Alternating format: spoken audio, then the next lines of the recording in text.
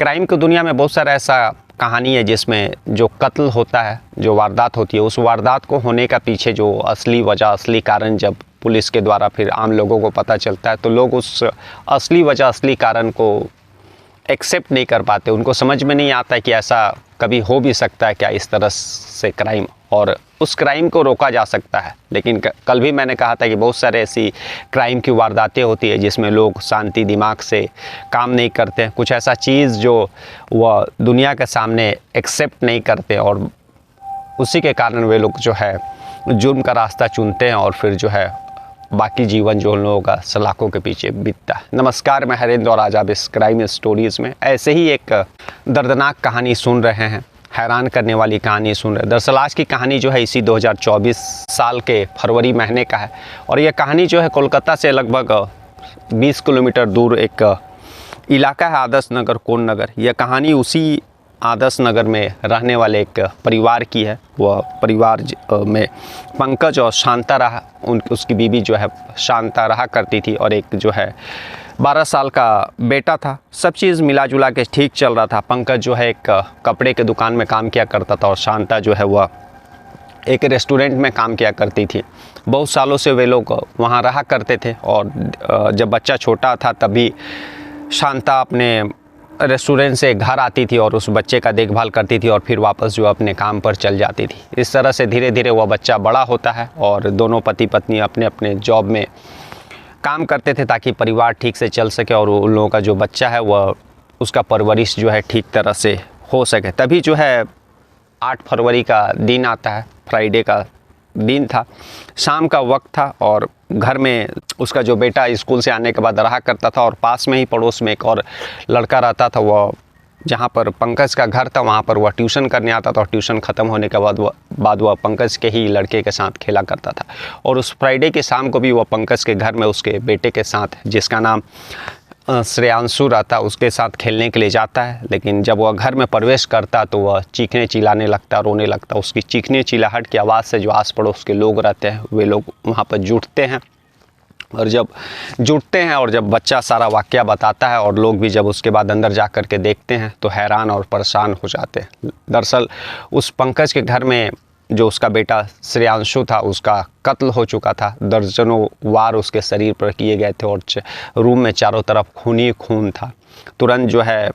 पड़ोसी पंकज और उस बच्चे का श्रेयांशु की माँ जो शांता उसको फ़ोन करते हैं। तुरंत वे लोग पहुंचते हैं, और उसके पहले पड़ोसियों ने पुलिस स्टेशन को भी कॉल कर दिया था। यह पुलिस स्टेशन, यह इलाका जो है हुगली डिस्ट्रिक्ट है, एक है, उसी हुगली डिस्ट्रिक्ट में कोन नगर है, उसी कोन नगर में वे लोग रहा करते थे। पुलिस मौका वारदात पर पहुंचती है। माता पिता का रो रो के बुरा हाल था। वे लोग जब देखे कि उसके बेटे का इस तरह से कत्ल हुआ, लेकिन किसी को भी यह समझ में नहीं आ रहा था कि जो है आखिर एक 10-12 साल के बच्चे के साथ किसी का क्या दुश्मनी हो सकता है। खैर, पुलिस आने के बाद सारा तफ्तीश करती है, उस बॉडी मौका वारदात पर मुआयना भी करती है, सबूत और सुराग जुटाने का कोशिश करती है। पुलिस जो है फॉरेंसिक और डॉग स्क्वाड को भी बुला लेती है, और पुलिस पहुंचने के बाद जो है डॉग स्क्वाड और फॉरेंसिक की टीम जो है एक एक करके दीवार पर से खून के नमूने और बाकी और जो है सबूत जुटाने का कोशिश करते हैं, और पुलिस जो है 100 को कस्टडी में लेकर के पोस्टमार्टम के लिए भेज देती है। लेकिन 1-2 दिन बीत जाता है, कहीं से कोई क्लू नहीं मिलता है पुलिस को भी समझ में नहीं आ रहा था कि आखिर एक 10-12 साल के बच्चे के साथ किसी का क्या दुश्मनी हो सकता है। पुलिस उस घर में फॉरेंसिक की टीम और जो डॉग स्क्वाड गई थी उन लोगों के भी हाथ खाली रहते हैं। अब पुलिस एकदम एकदम समझ में नहीं आ रहा था कि वो किस एंगल किस तरफ आगे बढ़े। ना ही आसपास में कोई CCTV कैमरा था कि जिसमें कोई कातिल जो है उसमें कैद हो, और घर में भी पुलिस को ऐसा कोई सुराग, कोई ऐसा चीज़ नहीं मिलता है कि जिससे पुलिस जो है कातिल का सुराग मिले और उसके बाद वह कातिल तक पहुंच सके। अब पुलिस ने पंकज और शांता के जो है कॉल डिटेल्स, बाकी चीज़ खंगालना शुरू किया, उन लोगों से पूछताछ भी शुरू किया, क्या हाल के दिनों में, हाल के महीनों में किसी से आपका दुश्मनी या किसी के साथ कुछ बकझक। लेकिन पंकज और शांता ने यही बताया कि हम लोग दोनों पति पत्नी काम पर चल जाते हैं, हम लोग का किसी से क्या दुश्मनी हो सकता है, और हम लोगों से अगर दुश्मनी भी हो तो हमारे बच्चे का कोई कत्ल क्यों करेगा। उसके बाद समय बीतते जाता है। पुलिस के जो सीनियर अधिकारी रहते हैं उन लोगों के भी नज़र में केस आता है, क्योंकि उस समय जो 10-12 साल का एक बच्चा का घर में आकर के इतनी बुरी तरह से कत्ल होने के बाद यह खबर जो है पड़ोसियों के साथ साथ वहाँ जो है हुगली डिस्ट्रिक्ट के पूरा न्यूज़पेपर, न्यूज़ चैनल सभी ने कवर किया था और यह बात जो है आग की तरह फैल गई थी। अब पुलिस के लिए भी चैलेंज एक केस था। तभी पुलिस जो है पॉइंट जीरो इन करती है, वह फिर से इस केस का तफ्तीश शुरू से करती है और फिर से वापस मौका वारदात पहुंचती है। और जब मौका वारदात का मुआयना करती है तो पुलिस 3 चीज़ को नोटिस करती है। एक कि घर में फोर्सफुली एंट्री नहीं हुआ, क्योंकि अगर फोर्सफुली एंट्री होता तो दरवाज़ा अंदर से बंद था, बाकायदा उसके बेटे ने खोला। वह स्कूल से आने के बाद अपने घर में आराम कर रहा था और रूटीन के मुताबिक उसका जो दोस्त रहता है ट्यूशन पढ़ने, उसी के घर के पास आता और फिर उसी श्रेयांशु के साथ खेलता है। तो एक चीज़ कंफर्म था कि जो है फोर्सफुल एंट्री नहीं है, दरवाज़ा अंदर से खोला गया है। उसके बाद दूसरा यह चीज़ था कि कत्ल अगर चोरी या फिर लूटपाट के मकसद से किया जाता तो कत्ल करने के बाद घर में बाकी बहुत सारे कैश और जेवर सब थे, लेकिन कोई भी सामान जो है छुआ नहीं गया था, कीमती सामान जो है। तो पुलिस यह भी कंफर्म हो चुकी थी कि यह जो है कत्ल करने का जो मकसद था वह सिर्फ कत्ल करने से कातिल आया था, ना कि चोरी या फिर और लूटपाट का अंजाम दिया था, क्योंकि बाकी सारी चीज़ें जो अपनी जगह पर थी। और तीसरा, उस श्रेयांशु, उस पंकज के घर में एक पालतू कुत्ता रहा करता था और पुलिस ने आस पड़ोस जो, क्योंकि बाकी और जो घर थे वो सब एक दूसरे से सटे हुए थे, तो कोई भी जब कभी अनजान शख्स उस पंकज के घर या फिर उसके अगल बगल में आता था तो कुत्ता काफ़ी ज़ोर ज़ोर से भौंकने लगता था। और पंकज और शांता यह कहा भी करते थे कि देखो कौन आया है, कुत्ता बहुत भौंक रहा है। लेकिन उस दिन जब पुलिस ने जो कत्ल का जो टाइमिंग था 4 बजे से 6 बजे के बीच, पड़ोसियों से, पंकज के आसपास के जो पड़ोसी थे, रूम जो घर थे, उन लोगों से पूछताछ किए तो किसी ने भी यह नहीं सुना था कि कुत्ता जो है 4 से 6 बजे जो कत्ल का जो टाइमिंग है उस समय भौंका था। तो पुलिस का सबसे बड़ा यही सुराग था कि आखिर जब घर में एक पालतू कुत्ता और जब कभी अनजान कोई शख्स अगर उस घर के पास भी जाता है तो कुत्ता भौंकने लगता है, तो अगर कुत्ता ने भौंका नहीं है तो यह साफ तौर पे जाहिर है कि जो है वह ऐसा शख्स है जिसने श्रेयांशु का कत्ल किया है, वह अक्सर उस घर में आता है। अब पुलिस इन तीनों पॉइंट को नोटिस करती है और फिर उस दिशा में अपना तफ्तीश बढ़ाती है। लेकिन पुलिस के पास ना ही कोई चेहरा, ना ही कोई सबूत, बस ये 3 चीज़ें जो अनुमान के मुताबिक पुलिस जो है अपना तफ्तीश में दोबारा जब क्राइम विजिट करती है तो मिलता है। तो जो कातिल था पुलिस के लिए उस समय तक भी छलावा था। काफ़ी दिन बीत जाते हैं और उसके बाद पुलिस जो है पंकज और शांता का कॉल डिटेल CDR रिपोर्ट फिर से एक बार देखने का, उस पर काम करने का निर्णय लेती है। जब पुलिस शांता और पंकज का कॉल डिटेल्स लेती है तो उसमें जो है शांता का एक अपनी सहेली के, जिसका परवीन नाम रहता है, उससे काफ़ी बात होते दिखाई देता। रात भर वो काफ़ी उससे बात करती है। खैर, जब पुलिस ने शांता से पूछा था तो वह बोल दी थी कि वह मेरी सहेली है, मेरी बहन लगती है। पुलिस ने भी इस पर गौर नहीं किया क्योंकि वह एक औरत का फ़ोन नंबर था और वह बोल दी थी कि वह मेरी बहन है। खैर, पुलिस जो इस केस में लगी हुई थी, तभी जो है उसी इलाके में एक रहने वाले जो पूर्व प्रधान थे वह पुलिस से कांटेक्ट करते और बताते हैं कि मेरे घर में जो CCTV कैमराज लगा है, उस कैमरा में इस इलाके में जो भी घुसने वाला शख्स रहता और वापस निकलने वाला जो इस इलाके से निकलता, उसका तस्वीर मेरे कैमरे में कैद हो जाता है। पुलिस उस कैमरे को जो फुटेज था वह देखने का निर्णय लेती है। फिर गांव के ही और उस पूर्व प्रधान को बैठा करके सारा फुटेज देखती है और उसमें कौन से शख्स जो है गांव के हैं, कौन से बाहरी है, वह लोग बता रहे थे और पुलिस उस फुटेज को देख रही। तभी एक उसमें एक संदिग्ध औरत दिखती है उस फुटेज में, और जब पुलिस और बाकी गांव के लोगों देखते हैं तो वे लोग उसको पहचानते नहीं हैं क्योंकि उसके चेहरे पर मास्क था। पुलिस को यहीं से डाउट होता है कि कोरोना कब का ख़त्म हो गया, लेकिन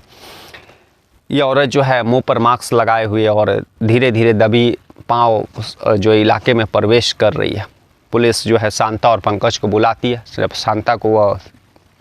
औरत का फुटेज दिखाती है, तस्वीर दिखाती है तो शांता इनकार कर देती है। लेकिन जब पंकज को दिखाती है पुलिस वह तस्वीर तो पंकज पहचान लेता है और वो बोलता है कि तो मेरी पत्नी शांता के सहेली जो परवीन है, इफ़त परवीन जिसका नाम था, जो कि उस जहाँ पर पंकज और शांता रहा करते थे वहाँ से लगभग 12 किलोमीटर दूर रहा करती थी। और फिर उसके बाद पुलिस को डाउट होता है कि पत्नी नहीं पहचान पा रही है और पति पहचान ले रहा है कि अब मेरी पत्नी की सहेली है। अब पुलिस ने जब पुलिस को उस फुटेज में इफ़त परवीन का जो फुटेज दिखाई दिया था वह एग्जैक्ट कत्ल के टाइमिंग से मैच कर रहा था कि वह 4 बजे के करीब में उस इलाके में प्रवेश कर रही है और लगभग 6 बजे के बाद निकल रही है। पुलिस को यहीं से डाउट होता है। अब पुलिस जो है दोबारा इफ़त परवीन का जो है उठाती है, उसका कॉल डिटेल्स भी सब चेक करती है, तो पता चलता है कि जिस दिन कत्ल हुआ था उस दिन वह जो दोपहर 2 बजे से और रात को 8 बजे तक उसका फ़ोन स्विच ऑफ था। यानी जब वो घर से निकली थी तो फ़ोन स्विच ऑफ करके निकली थी और जब यहाँ पर आई पंकज के घर और उसके बाद उसने कत्ल वारदात को अंजाम दिया और फिर घर पहुँचने के बाद लगभग 7:30-8 बजे उसका फिर से फ़ोन स्विच ऑफ हुआ। तो यह पुलिस के लिए मतलब शक पैदा कर रहा था कि कत्ल के समय ही क्यों उसका मोबाइल स्विच ऑफ था। और आमतौर पर हम जब कभी भी कोई लोग अगर कहीं दूसरे जान परिचय के घर या 10-12 किलोमीटर जाते हैं तो कायदे से हम लोग हर कोई अपना मोबाइल ले करके साथ में जाता है, लेकिन इफ़त परवीन ने यहाँ पर मोबाइल घर से निकलने के पहले स्विच ऑफ किया और फिर यहाँ से वारदात को अंजाम देने के बाद जो है घर जाने के बाद उसने फ़ोन स्विच ऑफ किया। और पुलिस को धीरे धीरे उसका जो है शक इफ़त परवीन पर बढ़ रहा था। तभी पुलिस जो इफ़त परवीन को उठाती है और जब कड़ाई से पूछताछ करती है तो वह सारा सच्चाई बताती है। और जब सच्चाई जानने के बाद पुलिस जो है पंकज के घर पहुंचती है और उसके बाद उसकी पत्नी शांता को उठाती है और दोनों को गिरफ्तार करके जेल भेजती है। दरअसल इफ़त परवीन और शांता दोनों में जो है समलैंगिक रिलेशन था और कुछ ही दिन जो 8 फरवरी 2024 को इस वारदात को अंजाम देने के पहले एक दिन जो श्रेयांशु घर जब आता है स्कूल से तो अपनी माँ और अपनी मौसी जो इफ़त परवीन को मौसी बोला करता था, दोनों को आपत्तिजनक स्थिति में देख लेता है। अब जब शांता और जो है इफ़त परवीन को जब यह पता चलता वह देख लेती है तो लोग डर जाते हैं और उन लोगों के दिमाग में घूमते रहता है कि अगर उस बच्चे ने अगर उसके बच्चे श्रेयांशु ने स्कूल में आस पड़ोस में अगर इस तरह का बातें अगर खोल दिया, जुबान खोल दिया और पंकज को भी अगर बोल दिया तो उन लोगों का इज्जत जो है मिट्टी में मिल जाएगा। इसी के कारण जो वे लोग प्लान बनाते और फिर एक ही दिन के बाद जो है इफ़त परवीन जो है अपने घर से निकलती है और फिर इस पंकज उस समय अपने ड्यूटी में रहता है और उसका जो श्रेयांशु स्कूल से आकर के अपने घर में रहता है, लगभग 4 बजे का वक्त रहता है और फिर इफ़त परवीन और शांता दोनों अपने ही बेटे का जो है कत्ल कर देते हैं बुरी तरह से। और कत्ल करने के बाद जो इफ़त परवीन और शांता अलग अलग रास्ते से निकल जाते हैं। इफ़त परवीन इसलिए कैमरा में कैद हो गई क्योंकि जिस रास्ते से वह फिर से अपने 12 किलोमीटर दूर जो घर जाने के लिए बस पकड़ने वाली थी उस जगह पर उस रास्ते पर जो है उसी पूर्व प्रधान का घर का CCTV कैमरा लगा हुआ था जिसमें वह कैद हो गई। और शांता जो है वो दूसरे रास्ते से वापस अपने रेस्टोरेंट गई थी, इसलिए वह जो है उस कैमरे में रिकॉर्ड नहीं हो पाई। जब ये सारा चीज़ पता चलता है तो पुलिस जो है पंकज को बताती है सारा कारण। पंकज बोलता है कि मैं इस बात से अनजान नहीं था, मुझे काफ़ी पहले इन लोगों का इस समलैंगिक रिलेशन का पता था, लेकिन मैं नहीं चाहता था कि इस रिलेशन के कारण, इस बात के कारण उसका जो है फैमिली डिस्टर्ब हो, इसलिए उसने एक्सेप्ट कर लिया था। जब यह सच्चाई लोगों के सामने पता चला कि एक माँ अपना समलैंगिक रिलेशन के कारण जो है अपने 10-12 साल के बच्चे का कत्ल कर देती है तो लोगों को विश्वास नहीं होता है। लेकिन सच्चाई यही थी कि जो है शांता अपने जो फ्रेंड रहती है इफ़त परवीन उसके साथ मिल करके अपने समलैंगिक रिलेशन को छिपाने के लिए, दुनिया से दबाने के लिए अपने जो है श्रेयांशु जो 10-12 साल का लड़का रहता उसका बुरी तरह से कत्ल कर देती है। तो आज की कहानी यही थी। जैसा कि मैंने कहा कि आज की बहुत सारे ऐसे दुनिया में क्राइम होते हैं जिसको रोका जा सकता था, लेकिन एक छोटी सी गलती, एक छोटा सा घमंड, एक छोटा सा जो डर और दुनिया का सामने उस चीज़ को एक्सेप्ट नहीं कर पाने का जो डर या फिर उस चीज़ का दुनिया का सामने खुल जाने का डर लोगों को क्राइम करने पर मजबूर करता है। और फिर जो है उस गलती का बाद में उन लोगों को रियलाइज़ होता है कि काश शायद वो सच्चाई को मैं दुनिया का सामने खड़ा होकर के एक्सेप्ट कर लेती या कर लेता तो मेरा जो है सारा जीवन सलाख खून नहीं पीता। खैर पुलिस उन दोनों को गिरफ्तार करके जेल भेज देती है और यह मामला जो है ना केवल हुगली बल्कि पूरे कोलकाता में काफ़ी उस समय चर्चा में आया था और बहुत सारे पेपर और न्यूज़ TV चैनल का जो हेडलाइन बना था। कल हम लोग फिर ऐसी किसी कहानी के साथ मिलेंगे, तब तक के लिए नमस्कार, जय हिंद, जय भारत।